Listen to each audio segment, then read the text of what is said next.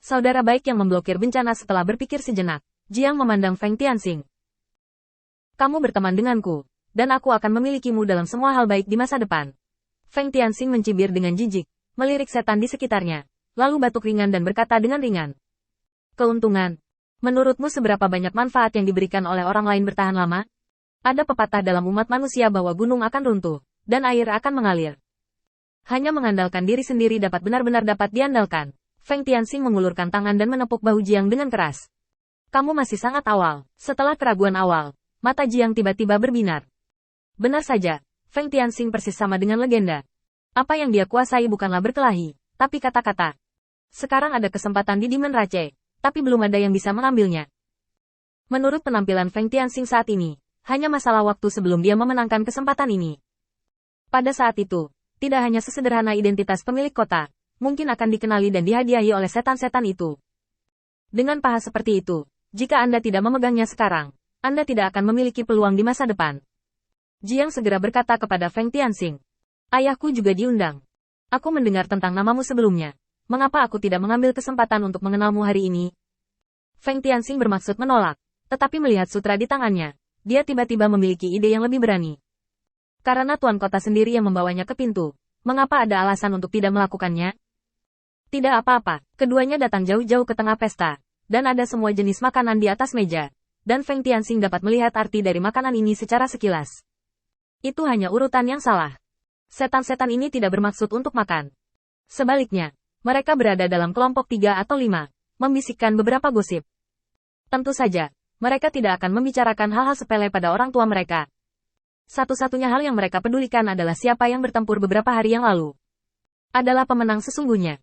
Kamu bisa melupakannya. Setelah mendengar begitu banyak darimu, siapa yang menang? Cadesan pasti kalah. Atau bisakah dia ditangkap di sini? Feng Tianxing menggelengkan kepalanya dan tidak peduli. Di bawah perkenalan Jiang, dia bertemu ayahnya.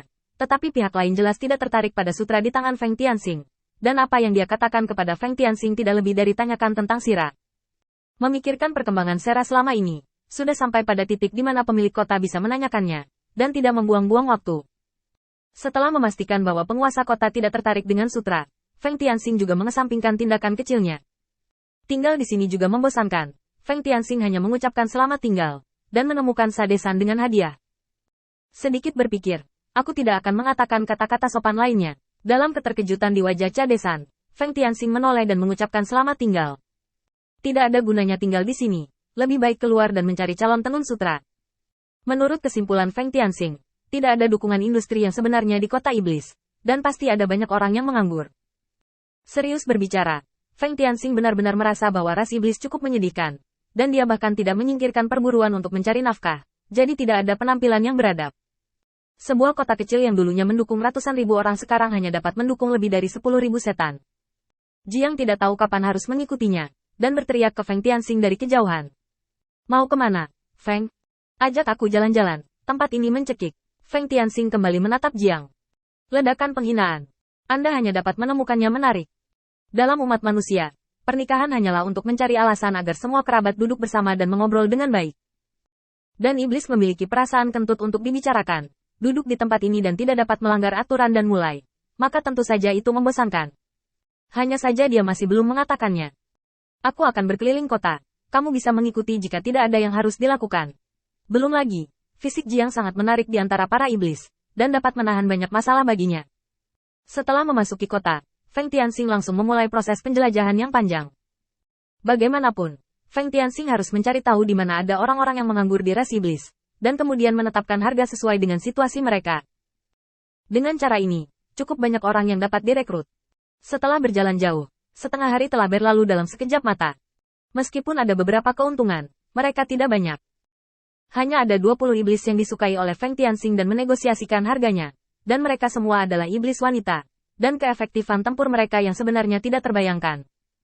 Feng, apa yang kamu lakukan dengan orang-orang ini? Jiang meletakkan satu tangan di dinding. Bertanya-tanya apakah otaknya sedang memompa. Tiba-tiba dia memiliki ide untuk menggunakan kekuatan, dan mendorong dengan keras, dan tiba-tiba tembok itu runtuh. Saat tembok runtuh, Jiang dan beberapa iblis saling memandang. Setelah beberapa saat tenang, Jiang Sa merentangkan kakinya dan berlari. Kemana harus pergi? Tangkap dia. Kembalilah untuk mendapatkan hadiah. Feng Tianxing menoleh dan melirik Jiang, yang telah melebarkan sayapnya dan melayang ke udara, dan mengerutkan mulutnya dengan jijik. Bodoh, terbang memang bisa dipercepat, tapi bagaimanapun juga, ini adalah penerbangan sayap, bukan ras manusia, dan butuh lebih banyak tenaga daripada berlari di tanah. Dan Anda terbang sangat tinggi, apakah Anda takut mereka tidak dapat menemukan Anda? Beberapa setan mendesing melewati Feng Tianxing, tetapi beberapa setan berhenti dan mengepung Feng Tianxing. Mulut Feng Tianxing sedikit berkedut. Jika kamu tidak mengejar, Jiang Ke akan kabur. Setan-setan itu tidak tergerak. Tangkap dia sama dengan menangkapmu. Jika kamu bekerja sama dengan jujur, itu akan sedikit mengurangi rasa sakitmu. Feng Tianxing berbalik dan berkata dengan cukup percaya diri. Kamu sangat lambat, orang tua. Jika aku terlambat, aku akan dikepung. Bunuh orang-orang ini. Tindakan Feng Tianxing yang tak tertandingi membuat otak semua iblis yang hadir berdengung. Lingkungan yang dirancang. Tapi melihat ke belakang, ada langit kosong tanpa apa-apa. Menengok ke belakang, Feng Tianxing telah melarikan diri dengan hanya satu sosok yang tersisa. Persetan kau telah ditipu, kejar.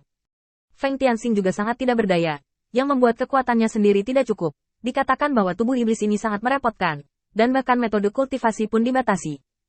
Jelas, ini mengganggu Feng Tianxing dan berpura-pura kuat. Jika Anda bisa menggunakan kesadaran, kemana lagi Anda bisa lari? Dengan satu pemikiran, semua iblis ini akan mati. Melihat kesempatan itu, Feng Tianxing berbalik ke sudut jalan. Matanya dengan cepat menyapu mata orang banyak, memastikan tidak ada setan yang menatapnya.